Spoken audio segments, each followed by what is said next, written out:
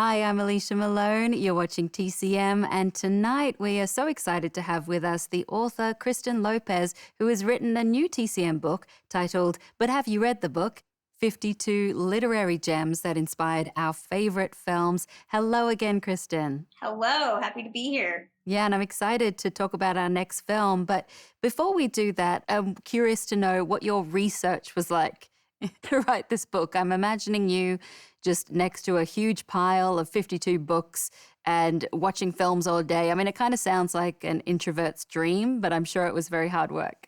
It was like being back in college. I have a master's in English, and it really did remind me of studying for that exam and making sure that I remember plots and dates and characters. So it was a lot more in depth than I think most people would have assumed. And I imagine revisiting some of these books or reading some of these books for the first time, you found some new favorites. Was there anything surprising that you discovered along the way during your research? I think in the case of something like To Kill a Mockingbird, I hadn't read To Kill a Mockingbird since high school, probably even before that, maybe in middle school. It had been a long time since I'd actually sat down with Harper Lee's novel. And I think what surprised me in revisiting it was just how rich it is of a character study of this small town. There are so many other characters that actually aren't in the film that I was really surprised by how rich and complex of a story it is, as opposed to what Horton Foote had to do, which was condense the novel into more of a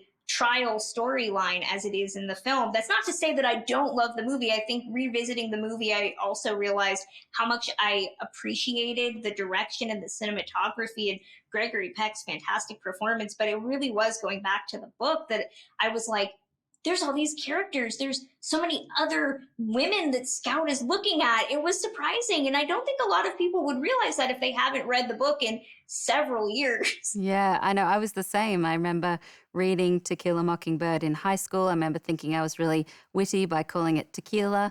And I remember seeing the film some years later, but I actually revisited the book last summer, and I felt like it was a great time to read Harper Lee's novel because the book, it's very sweaty in the courtroom, and so it felt like a summer kind of novel.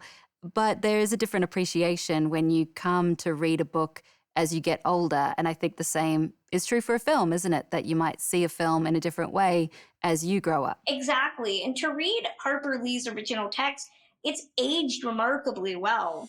There's a lot of discussion about Scout's, what we now would know as white privilege, which I doubt Harper Lee was even necessarily thinking of when she wrote the book, but it does craft an added element to it to read it in 2023 and be really struck by the topics that it's talking about that were not being discussed in the early 1960s when Lee was writing it. We're about to see the film adaptation from 1962, which has a adapted screenplay by Horton Foote. It's directed by Robert Mulligan. And Harper Lee has said that she couldn't imagine a better actor to play Atticus Finch than Gregory Peck. What are your views on him as Atticus? Because now when I read the book, I cannot imagine anyone else. You can't. You can't. It is an indelible performance. Even reading the book, I kept hearing Gregory Peck's voice in my head as I was reading it.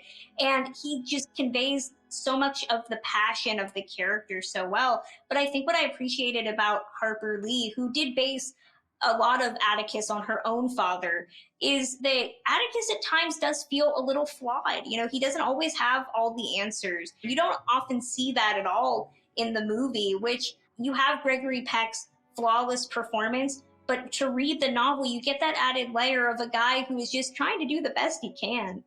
Absolutely. Kristen Lopez, it has been such a joy to talk to you on TCM tonight. Thank you. I'm so excited. And let's take a look at the movie with an Oscar-winning performance by Gregory Peck from 1962. This is To Kill a Mockingbird.